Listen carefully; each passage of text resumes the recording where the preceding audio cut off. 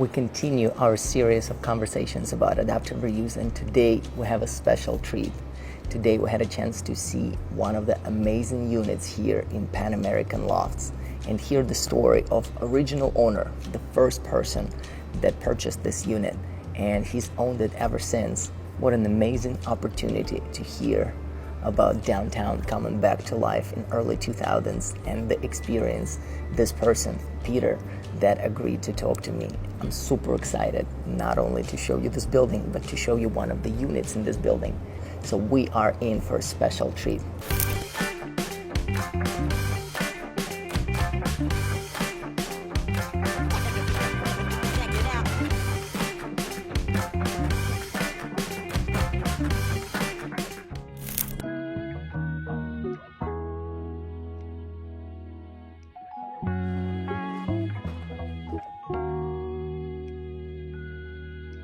The little background is I'm an original owner, and they did a rehab. It was a commercial building, so you're the first owner of this unit. Unit. Right. And so in 2007 is pretty much when the revitalization of downtown LA started happening, and a lot of the older historic buildings turned condo. I was fortunate enough to, at the beginning, and so when I came here, virtually nothing was sold, and so I got to pick, and I actually wanted '07, and then the young lady said, if you can afford a little more, look at this one. It sounds like the young lady was selling. She did a good job. But the whole thing was, she said, oh, the bathroom has a window in it, and that'll be good for resale. I love the used brick, and this is, and the girder, and this, you know, just this little nuance.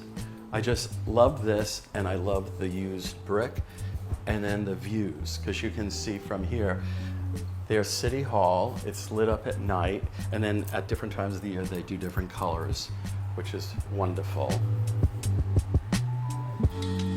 What attracted you to downtown LA, and how was it back in the day in 2006, 2007? Well, I do property management, and so one of the construction companies we work with was hired to be a consultant on the building to make sure everything was built properly.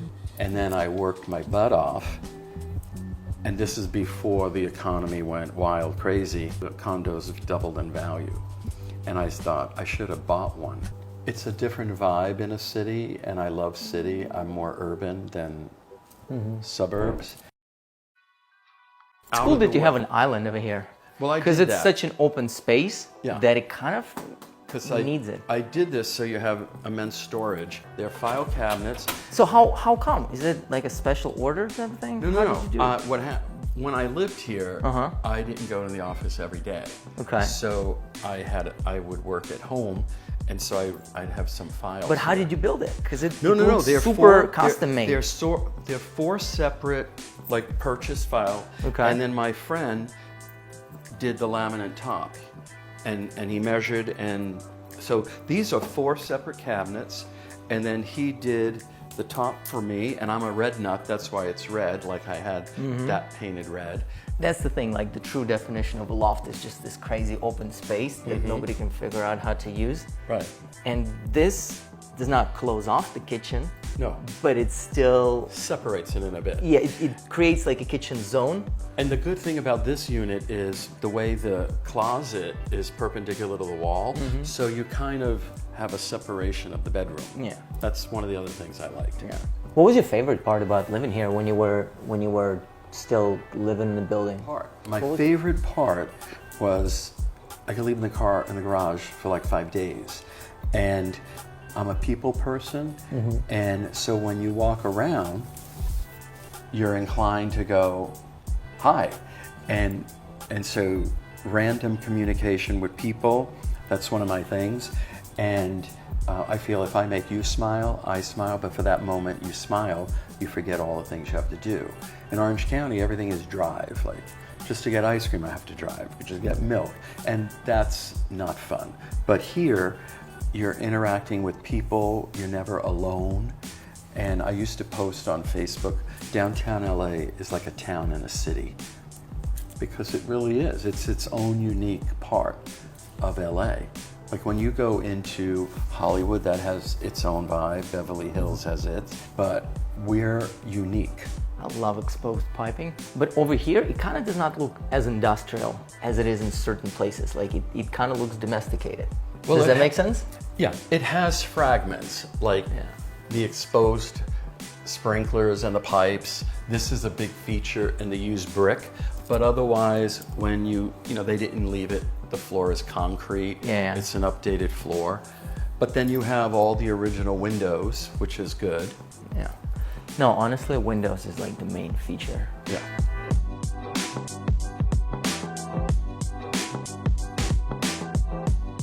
Just to clarify, you own it, but right now you rent it out. Correct. To a lovely tenant. Yeah, and he's cool, and look at how, doesn't it feel good here?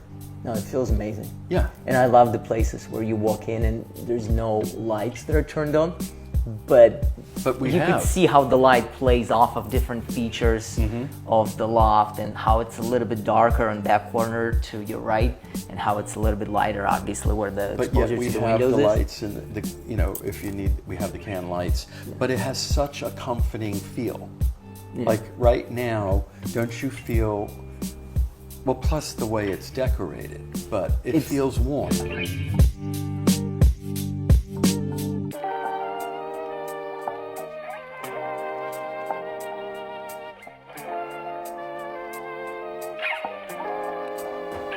See, this is so cool.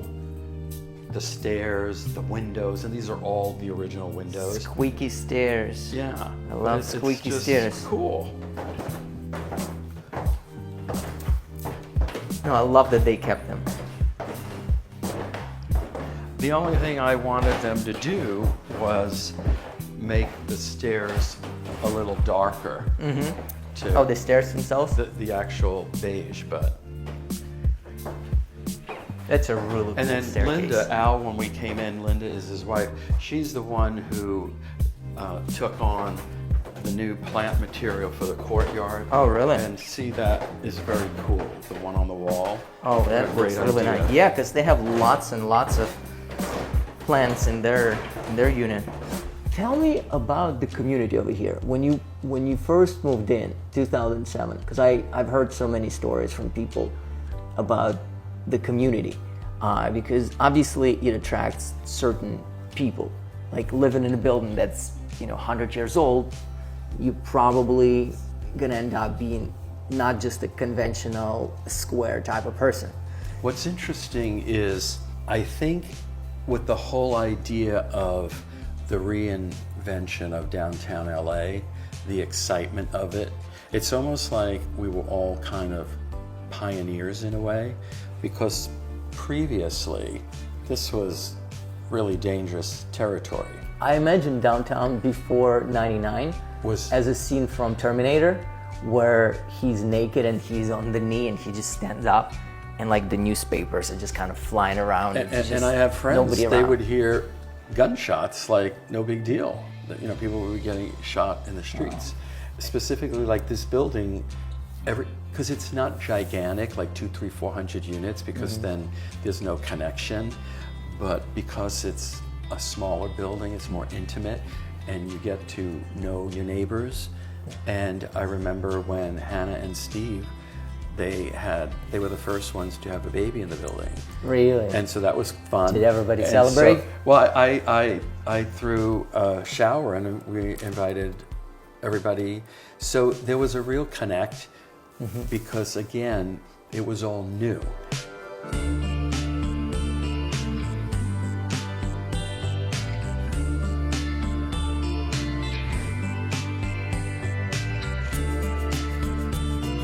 And honestly, like one of my favorite features in this historic buildings is the photos.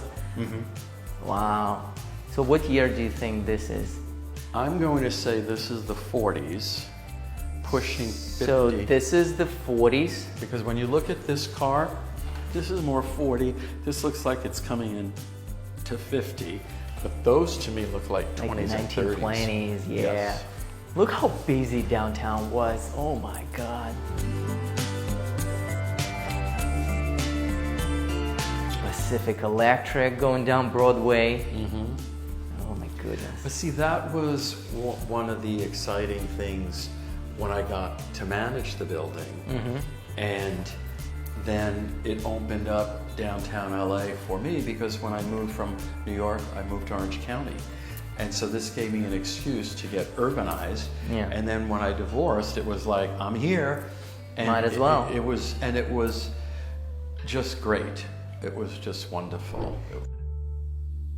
Wow, what a story. I'm so thankful to Peter that I was able to share it. And now, standing over here in this beautiful courtyard in the middle of downtown Los Angeles, I truly understand why people wanted to be a part of downtown Los Angeles coming back to life in early 2000s. Amazing story, amazing unit, and thank you so much, guys, for following me on this journey of discovering adaptive reuse and buildings and people that were involved in this process here in the beautiful Los Angeles, California.